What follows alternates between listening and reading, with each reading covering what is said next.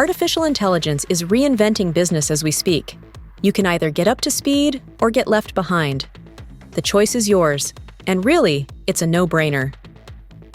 Join Cognitive Path founders Geoff Livingston and Greg Verdino as they chat with AI experts about the latest ideas, trends, and technologies that are creating the future of business today. This is No Brainer. All right, everybody.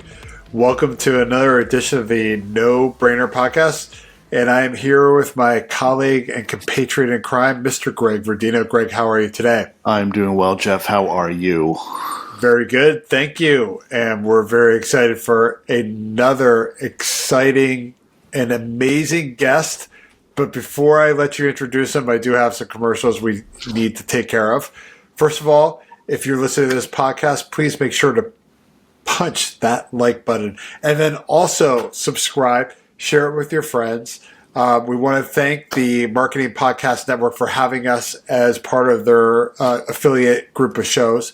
And as always, we welcome feedback. And with that, Greg, I believe we are going to get into some pretty hardcore marketing analytics, data, risk, frameworks, personalization.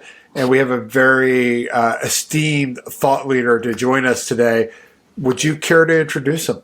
Absolutely, sir. So joining us today, for those of you who are watching him, you can see him sitting there patiently awaiting. Otherwise, it's new to you if you're a listener, not a watcher. We have Rex Briggs. Rex is the Chief AI Officer at Claritas. Claritas, I'm sure I'm going to botch this or oversimplify it, but I've always I think of them as a sort of a longtime leader in market and audience segmentation. I'm sure marketers in our audience know them quite well. Rex is also the AI subject matter expert for the MMA. No, not the guys that punch each other, but it was the mobile Come marketing. on, I was waiting for you to throw one at me. It was the Mobile Marketing Association, I think, at one point, but their remit, I believe, has expanded, and they are now really broadly focused on the future of marketing. Rex is also the co-author with his son, and I can only imagine how that might have gone with his son, Caleb, of a recent book called The AI Conundrum. It has been a USA Today bestseller. If you're a Porchlight person, the former CEO reads, I believe that was. It was also the #1 business book on Porchlight. So a lot of people are reading this book. They are excited about this book. And we are, of course, excited to welcome you to No Brainer. Rex, how are you today?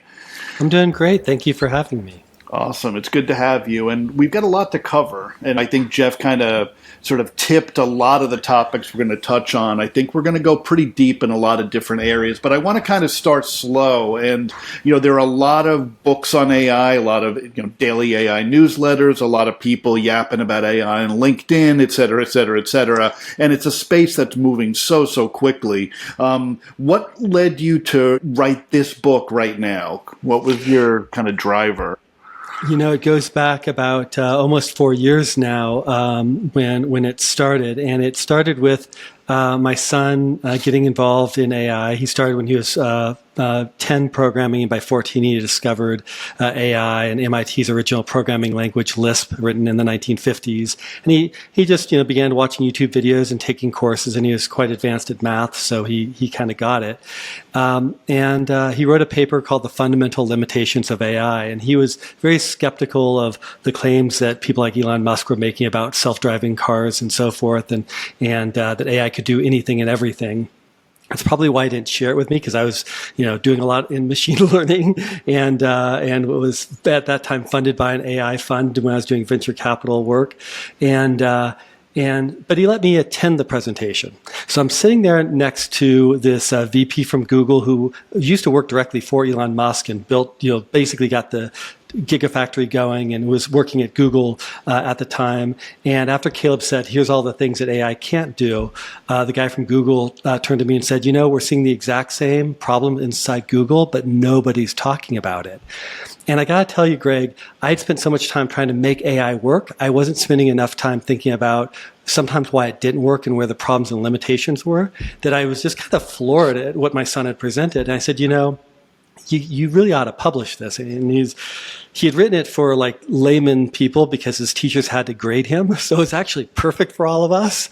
And so he said, okay, fine. And, go for it. And so I sent it over to MIT, and they were the first ones to review it. And they immediately not only signed him, but they signed a contract that anything he writes in the future, they get the first right to take a look at if he wants to publish it. So super off to a good start with MIT. But they really, I felt like it was a public service at that point, that we spend so much time talking about AI at this high level, to have someone explain how it actually works, how it actually comes together in easy to understand terms would give us a much deeper understanding. Yeah. And the more I studied AI and got deeper into where I thought things were going with him, particularly around agents, I felt like we had this risk, and hence the term the conundrum. You absolutely have to apply it to your business. Otherwise, you will not survive this transformation in business. It would be like trying to operate your business without the internet. Yet every time we add more and more capabilities to it, we make it more powerful and we increase some of the risk. And so if people don't understand at a more fundamental level what it's good at and what it's not good at, they can get themselves into some really deep problems. So it felt like a public service to make sure we got this book published. Absolutely. And I know, you're talking about the, sort of the importance of thinking through not only what is AI good at, but what is it not good at. And, the public narrative coming from folks like Elon Musk or Sam Altman, and then kind of being parroted through the press, who takes their press releases uncritically and just kind of runs with them as if they're news. And a lot of what you hear from the AI influencers who, 9 months ago were crypto influencers, is that not just all of AI, but specifically generative AI is good for everything, right? It can, write your letters, it can do your math, it'll write code, it makes your website, it washes your dishes, and it takes care of your kids. And of course, that's not the fact, right? That's not true. And I think that creates a sort of a misconception among business people who have to make informed decisions about AI and apply them to their business without putting their businesses at risk. So how does a business leader really wrap their head around the distinction between the hype and the reality? It's difficult to separate out the hype from reality, because what might be hype today could be the reality in 2 years from now. So you have to really begin to, and I think what was remarkable about when you think about reading part one of the book, especially, which was mostly what Caleb wrote, and I wrote more of part two. I would say if you only read one part, read Caleb's part. It's the more important one, because he goes through universal approximation and gradient descent and some of these concepts that if you're a data scientist, you understand. But really, when we've done the surveys of over 3,000 business people, only 2% of the population fall into that category and understand these concepts. 98% do not know these terms yet, but if they read the book, they will, and then they can project what AI can and can't do really well. Again, what's remarkable is Caleb wrote this when he was a senior in high school. He's now entering his senior year in college, and what he wrote back then is still true today. So the reason is because it truly is looking at the fundamental parts about what AI can and can't do. And while it's gotten incrementally better around the edges, the core part is still right. So the first dimension you should think about is the need for precision. Caleb had a risk framework that had 3 dimensions that give us risk. The number one is precision. If you have a use case that doesn't require absolute precision, like you said, writing a blog, for example, there's a lot of different ways you can write the blog and express the ideas effectively. That's a good use case for it. If you need AI to have absolute precision, like a math equation, it's actually not very good at that part. And Zillow learned that the hard way when they went from being a media company to thinking that they were going to be flipping homes and with their Z-estimate. And they lost $4 billion not understanding that the level of precision that they needed for their business model to work was plus or minus 2%. Their AI was really, really good, but it was plus or minus 7%. And that difference between that level of precision is the difference of a use case absolutely collapsing on yourselves and taking your stock price down and everything, and being able to get a lot of efficiency out of having AI help you with your blogs or deal with the blank problem or a lot of other things that don't require the same level of precision. So if there's one thing I would look at, I would start off with what's your next best alternative, and comparing AI on that level of precision and deciding whether or not it's good enough. And that's why, by the way, self-driving cars are still not completely capable a decade after they were promised, is because the level of precision to handle all of the edge cases and complexity is just at a much, much higher level than a lot of other use cases. Yeah, very interesting. And first of all, congratulations on your son and all that success. I mean, as a father, we're all fathers here. I mean, that's just the pinnacle of excitement in life. It's incredible. It does occur to me when you look at some of the promises that we see with AI, generally speaking, that we do miss a lot of the ability for this algorithm, really.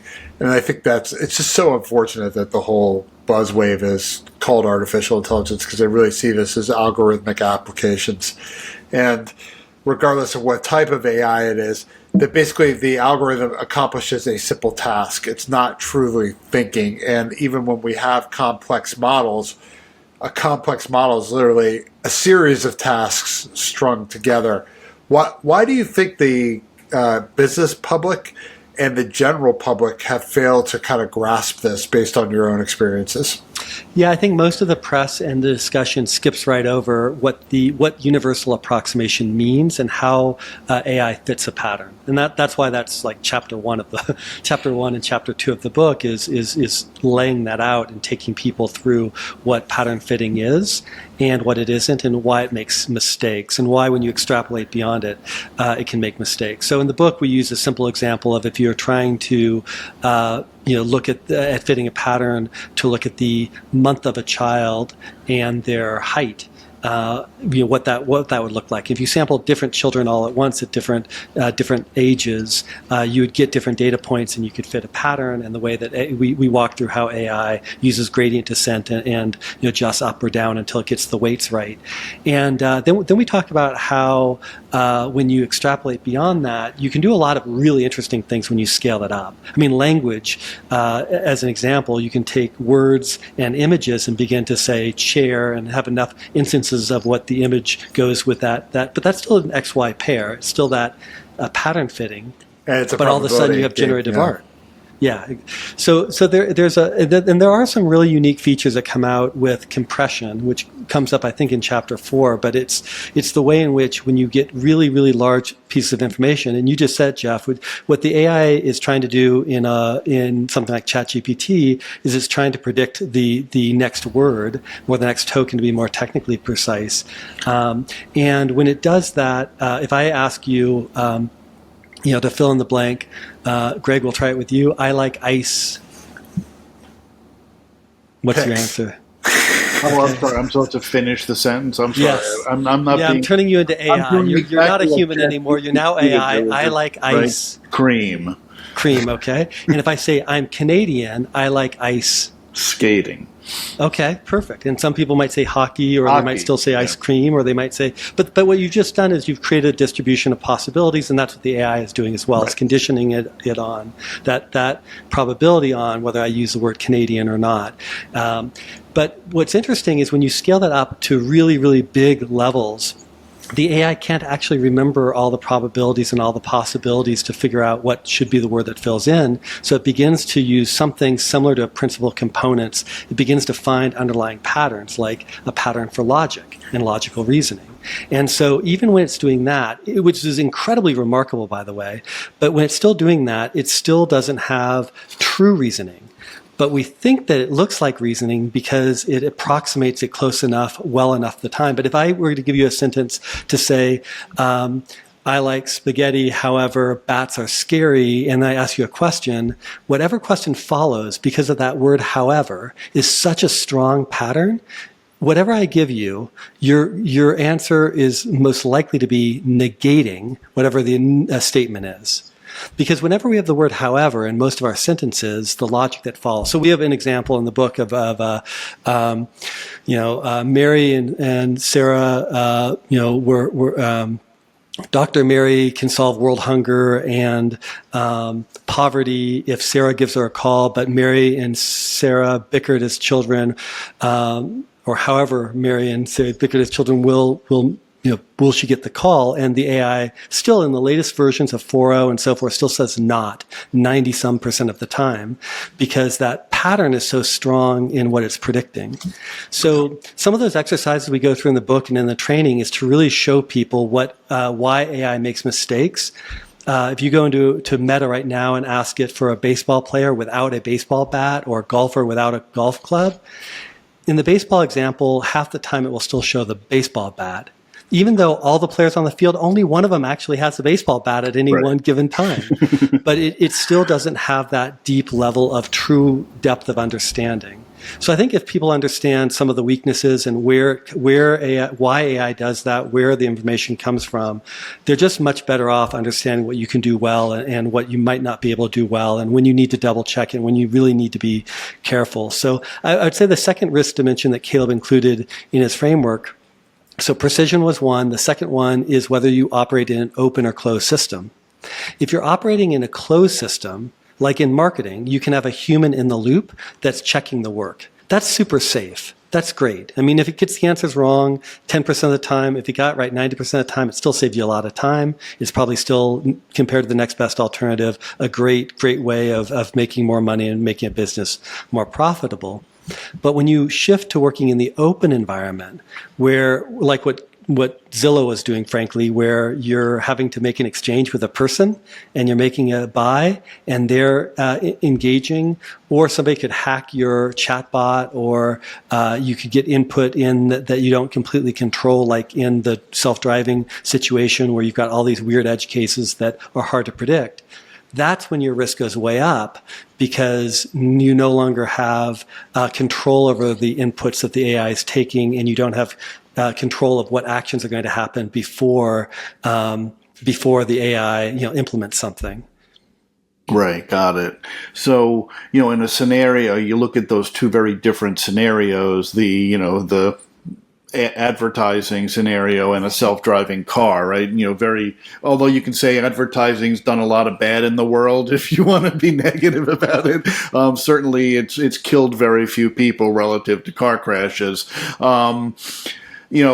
It kind of raises the question of how does a leader, whether they're a marketing leader or a leader in any other area of the business, really make those informed choices and go, okay, this is a lower risk scenario. I feel comfortable experimenting with AI here, but there are other areas of my business where the second best solution is the best solution, and it's not worth the risk that AI introduces into our model, into our experience, into our, into our customers' lives or our employees' lives. It's just not worth it for us.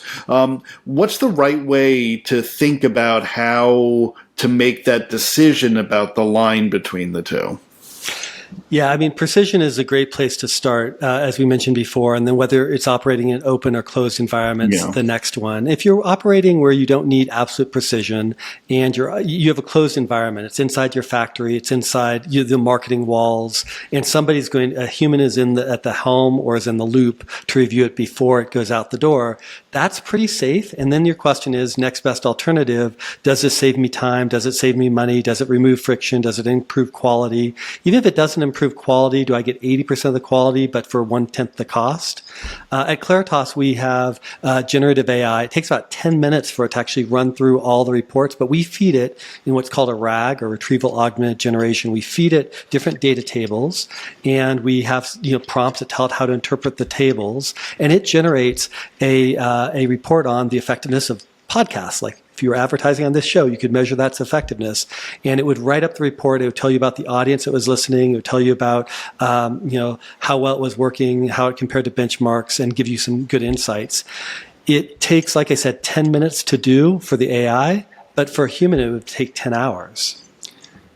It cost 1.3 cents. I mean, Claritas is going to charge you more than that, but that's how much it costs in the compute. for it to generate that report. So you can, and I'm super excited about it because we can generate all these reports, and then we can also put a graph rag on top of it, which looks at all the collection of information, and we can get emergent insights that we would not have ever had enough time as humans to look for across everything that people are doing. So it may open up windows or doors for things that you couldn't do before, or you could do them far more efficiently. And as long as the question you should always ask is, what's the worst thing that happens if we're wrong?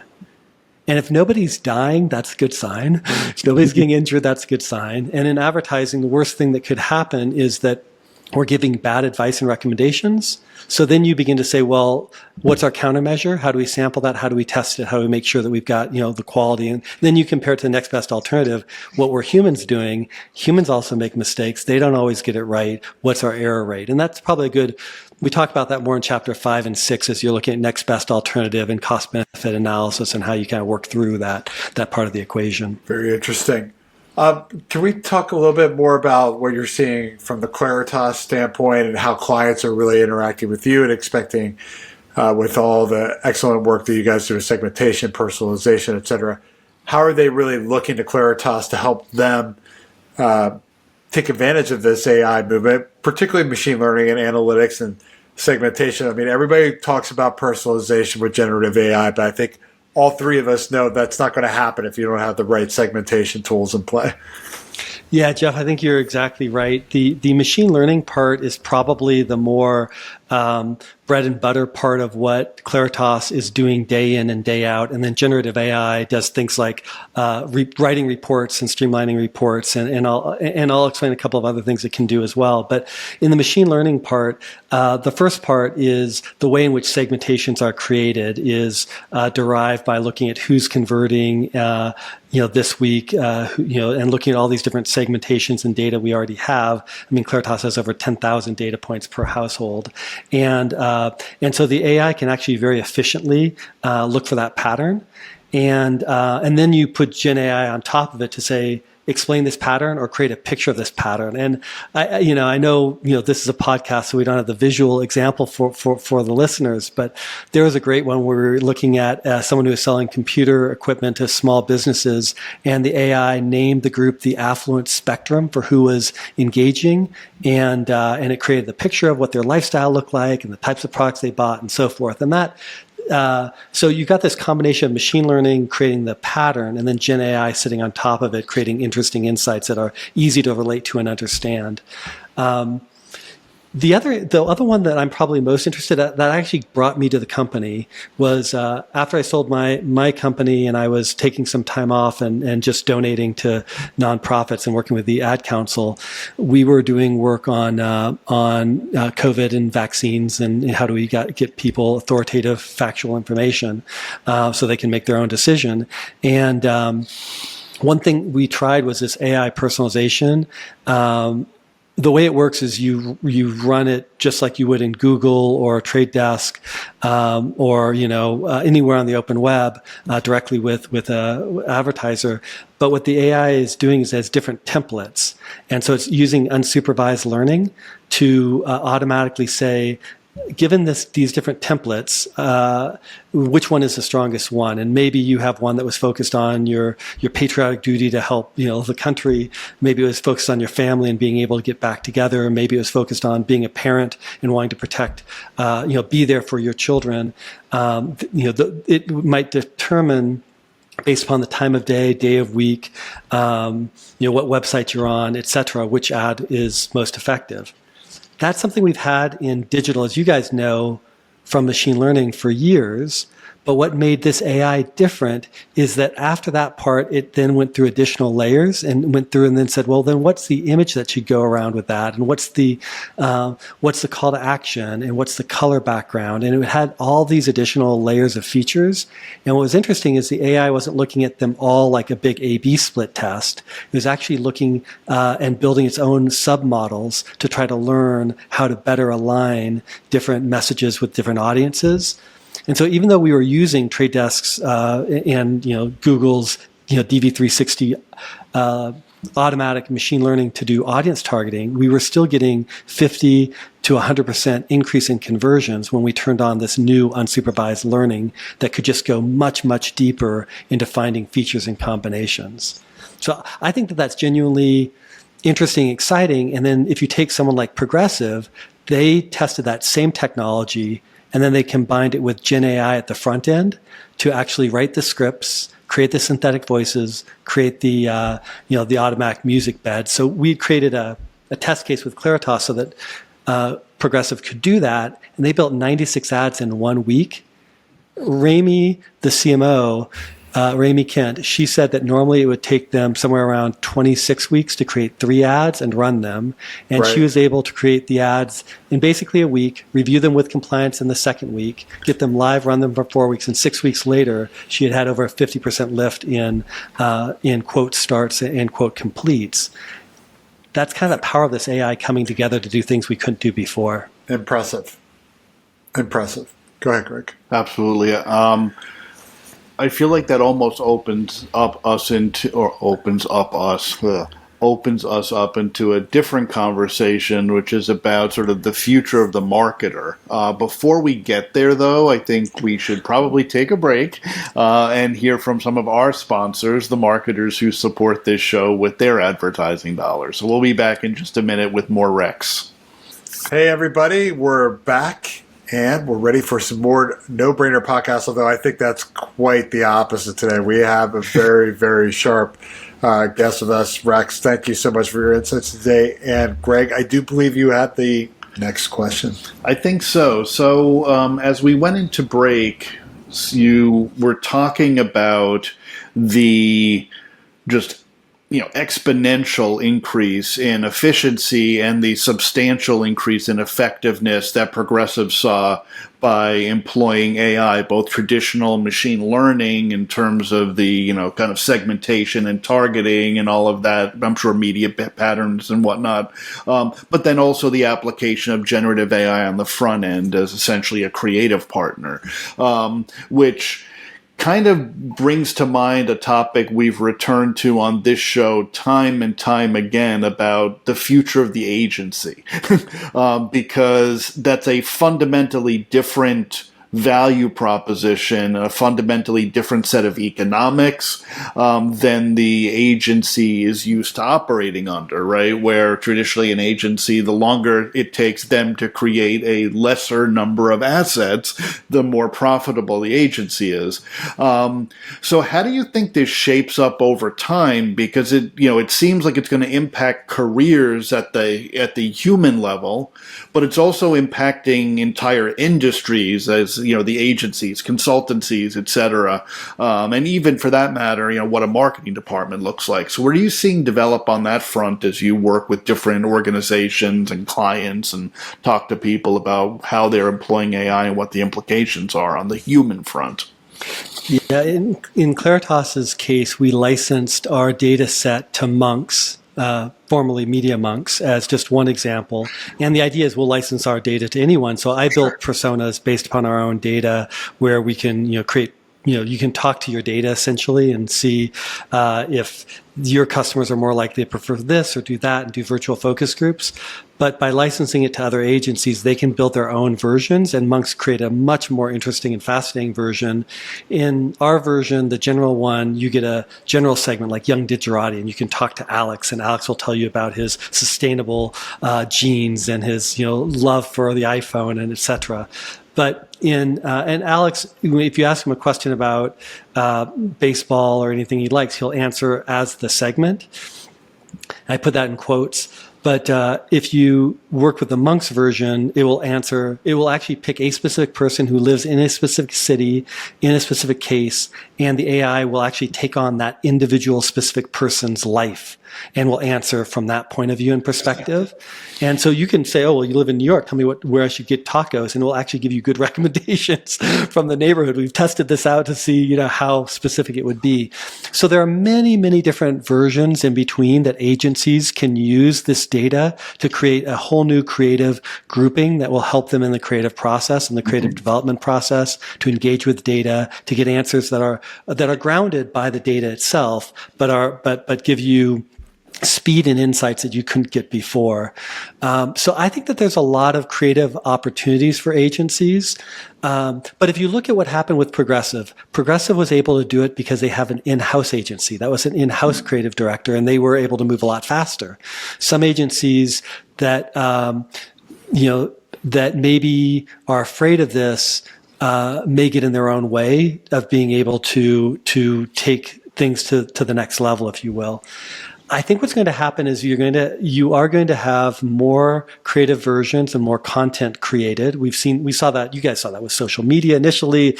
This is just an extension of that trend on maybe on multiplied by an exponential. But it's you're going to have to find a way of partnering with technology to streamline that process and make that go faster and scale faster.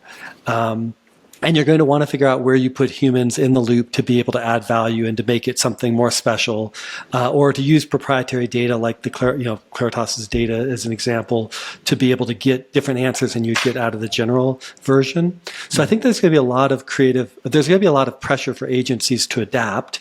And it is, as Darwin said, adapt or die kind of a moment. But it will be slower to roll out than people think. I mean, the quote I love from my time at Wired is the future is already here, it's just unevenly distributed. So Progressive represents a very early incarnation of using Gen AI and machine learning together to accelerate advertising.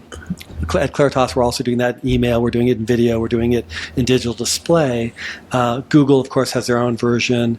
Meta has their own version in the walled gardens. But the adoption, I'd probably still say, is under 3% of the total marketing population using these capabilities today. Next year, maybe it gets up to 15% at the most. But it's going to be a slow grind because people have to change, budgets have to change. Infrastructure has to change. It is coming. I mean, how much of that with Progressive do you think is because the enterprise was ready for it, right? You've got a phenomenal. Assets ready that's right. and all that. Data is some of it, but the most important one is a great leader, and Rami is a great leader. Rami Kent is a phenomenal CMO. She has a very strong team that I was working with day in and day out. Robin in the strategic front. Christopher, on the creative side. I could go down a list of really good, solid people that weren't afraid of change. That's why they were first. That's why they're out there. Major League Baseball, Karin, the CMO over there, phenomenal. Again, great team working with her. You can go. MMA's done, I think, about 9 of these public case studies now, and the common denominator is a great CMO who isn't afraid of change and who's pushing the organization to learn and grow. And then the second asset ends up being a good agency partner or a new relationship with an agency partner so that they're much more cooperative, which, by the way, is a warning to people who are slow because you may find yourself in review if you push back too much in change that the marketers need. And then the third, and I'd say a distant third, is actually access to data. Most of the marketers that did this did not have much access to data as their core issue. Major League Baseball did. They actually used first-party data versus third-party fan data, and that helped their models do better. But a lot of this, you can test out personalization just using the features, as we call them as data scientists. That would be things like time of day, what website somebody's on, day of week. These things that automatically come into the ad server. You can actually start there. And if you see enough lift there, then you'll be inspired to push a little bit harder and go connect up some of your first-party data. If you don't have first-party data, you then will be inspired to say, well, maybe I should begin to connect up and get more first-party data, because you'll recognize that the more things that you feed the AI to be able to use for decisioning, the better opportunity for personalization. So, as much as I am a data geek, and it pains me to say that data isn't the number one thing that makes this all work, it's the people behind it. I have to admit that that's what's I'm seeing. Although I will say, on the case of baseball, they better be ready. I mean, like, that is the ultimate data statistic organization of all organizations. But it does make sense, and that always gets to what you're talking about, Greg. That's probably why they were the first sports team, organization to do it. I think you're right. I mean, baseball, whether you're talking about Moneyball or the tradition of stats OPS keeping, going back all the way to the beginning, they are numerically oriented. And from what I understand, when Karin said, "Hey, we want 5 teams to do this," almost every single team owner put up their hand and said, "We want to be in that first group." So, they just have a great culture too. So I wouldn't underestimate the power. Yeah, I wouldn't underestimate the power of the DNA and the culture and the leadership in how adoption plays out. I would love to say that data is a big thing because Claritas sells a lot of that data, but it isn't the number one thing that makes this transformation happen for the next 18 months at least. So let's steer clear of data for a bit. And we talk about data a lot on this show. We know you're a data guy, and we believe in data, and we work with a lot of clients who do struggle with data and don't have the data they need to do the things they want to do. But it's interesting that you have this different perspective, and almost in a way, from a technological or a data perspective, it's almost easy to get started. But it's the human factors, the culture, the organizational environment that is more likely leadership, more likely to hold you back. So clearly, the people that work in business in general, but certainly this business of marketing, people need to be ready to embrace this kind of change. And if you think about what a marketing department of the future might look like, it's going to be very different from the marketing department of today, let alone the marketing department I joined in 1991 or whatever. So I know you do a lot of work with the MMA. As we said, you were a subject matter expert to that association around AI, and you work with their leadership council. And my former colleague from, where was I, Wonderman a million years ago, Greg Stewart. We at Cognitive Path, when we're not podcasting and we're doing real work, have done work with the ANA, as our listeners know. So you've got these 2 strong, viable associations that serve the industry and are committed to the betterment of the industry and the growth of the people in the industry. What can an association like an MMA or an ANA or any really do to better educate their members about what's happening and also prepare people to embrace the change that's happening? Yeah, the prepare part, I'll focus on that one. And, I love the ANA, love Greg and the work that he does at MMA. There's great, like you said, there's these great associations. We're really fortunate as an industry to have, so many people that are willing to come together. I think marketing people like to network and get together anyway, so maybe it's a natural. But lean into that because, like, for example, for MMA Global, I just drafted, what does the future of creative briefs look like? Kroger had asked me that. Kay Vizan, was one of the first people to do one of these AI personalization studies. Saw over 200% lift in getting people to try, their grocery delivery service. But she said, wow, if we go down this path of more personalization, what do we need to do differently in creative? So, I think these guides and documents we write are an important first step in participating in that, editing that, being part of that. When people say, hey, we're going to do an experiment, put your hand up and be one of the brands like Kay did with Kroger or Ramey with Progressive and said, we want to do this research. We want to figure this out. Win, lose, or draw, we just want to see what happens. That's the right attitude to approach this. I would say that there's a very, very important thing that's completely missed by most marketers, and it's and business people, frankly, is how important process is. I, at Claritas, have shifted the operation team. I'm about 1/3 of the way done with the company to Jira, so that every single task that we do that's repeated is documented in Jira. We have a workflow that shows who's doing what when, and then we actually have a ticketing system. Why? Well, number one, it's so that as we scale and grow, we can keep an eye on who's doing what, and make sure we deliver things on time. If there's a problem, we can see it quickly. We can see patterns and so forth. But the other reason is because we are going to train, and we are training AI agents to be able to do some of those tasks. If you have everything laid out, you know how the tasks connect, you can actually have layers of agents that work on a problem like checking a tag, running a Python script and figuring out something doesn't look right. What are the most logical reasons why that might be a problem? These are things that we've had humans do, and some of them, like just checking tags, is not a very interesting job. AI, especially with generative AI's capabilities, you can do that. The harder things like the Python script and looking at and summarizing what we think the most common problems, that can take a lot of hours of a very valuable engineer. Why don't you have AI take the first crack at it, and then have the AI, the human engineer that's much more valuable, just spend 15 minutes reviewing and, moving it forward from there. So I think doing the hard work of what is your workflow? How do you get work done? Very important. And very importantly, why are we doing that work? What is the objective function we're really trying to optimize? What's the big picture over 3 years of how this company grows? Because I'll tell you one thing, if you feed AI the wrong objective function, like something stupid like click-through, you're going to get really bad results optimized very quickly. If you feed it something really, really smart like LTV and some of the leading indicators and path to it, then you're going to get a much better optimization out of the AI. What do you guys think about that? You guys are experts too. I really respect your point of view and perspective.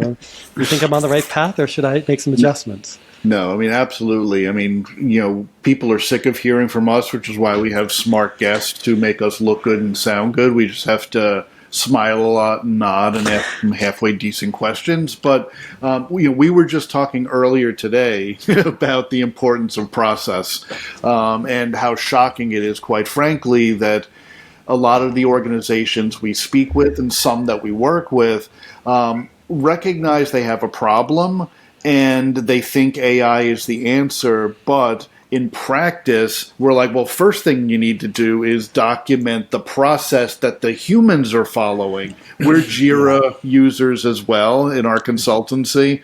So it sounds like you're doing a far better job of getting value out of it than we are. But hey, Claritas has been around longer than we have, so you probably learned a few lessons that we have yet to learn. Absolutely, it does come down to process. If you can't explain how something gets done, how can you automate the things that are automatable? Yeah, that's right. How can you have AI, follow your lead when you don't know where you're pointing? Because then you end up having it automate the wrong things or act on the wrong things. In the example you used of like optimizing a campaign around click-through, who cares? Right? It takes back to your point about leadership, Rex. It gets to the willingness to take a deep look at yourself as an organization, as a group of people. And I think there are so many companies and orgs, nonprofits, government organizations, if you would, that are just trying to save face and keep jobs in place, that it becomes very problematic for a lot of organizations and companies. I mean, really, they have to have change forced upon them to embrace this before they're willing to do it themselves. And I think that's really the difference between an early adopter or even somebody that's maybe further along in that adoption curve, but still is in that first 20 to 30%. They don't care, right? They don't care about looking good or bad. They're willing to throw that dice down, as you had said, take that risk because it's a good calculated risk.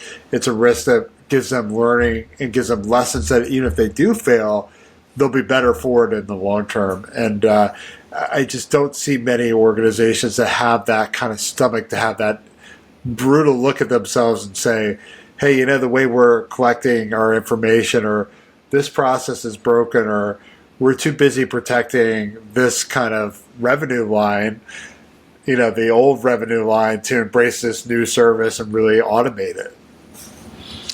Yeah. I mean, it's good. That's what makes this time exciting, when you have these brackish waters of, the fresh water of new ideas meeting the old salty water of the old ocean, and as they mix together, there is this.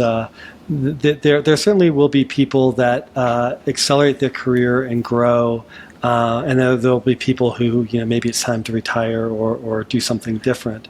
And so, I mean, my advice to most people is it is important to understand the fundamentals of how AI works. And, that's why we did the book. But then it's important to make it a daily practice to try to say, what can I do that pushes the ball forward or that does, something incremental to develop either my own skill set or moves the company forward. I know you guys are pushing and driving, and the change will happen because you're helping educate and get people engaged. And I really appreciate what you guys do in your podcast. I enjoy listening to it. And if I can do anything to help you guys or we can help the industry, let's do it together. Thank you. And ladies and gentlemen, that's Rex Briggs. Rex, where can people find your book? Where can they find you? Yeah, you can find the book at online bookstores, your regular suspects of Amazon, Barnes and Noble, et cetera, or independent bookstores. MIT has a site that has a link to the independent bookstores. It will, I've been told, be on Spinner Bookshelves and Hudson Books in November, so it could make a great Christmas gift, or Hanukkah, or whatever holiday you want to celebrate. But really, thank you for asking about that. I mean, again, we see the book as a public service, so we just hope that it helps people better understand, what AI is and to be inspired to do something with it. Excellent. Greg, you want to take us out? I sure will. All right. So first of all, let me thank you, Rex. Lots of great, insightful ideas, thinking, and talking, which obviously is important on a podcast. Otherwise, it would be a lot of silence. So we really appreciated having you. Hope to have you back sometime soon. And good luck with the book, certainly as it continues to sell. As you said, it is a public service in many ways to bring a little bit of common sense and just general sense to the market and to the narrative and the conversation that's happening right now about AI. Thank you, Geoff, as always, for co-hosting. And, of course, thank you to everybody who is listening or watching. We appreciate it. Again, as Geoff said earlier in the podcast, please be sure to subscribe, to rate, to like, to review, to share, to comment, to do all the things you might do. Again, we do take emails. If you go to nobrainerpodcast.com, you can contact us directly there. We do mailbag episodes. We certainly take feedback seriously. We're trying to make this show better every time we do it. So I don't know if we succeed, but certainly we appreciate any advice or feedback you have. And thank you for listening. Thank you for watching. And we hope to see you in a couple of weeks. Take care.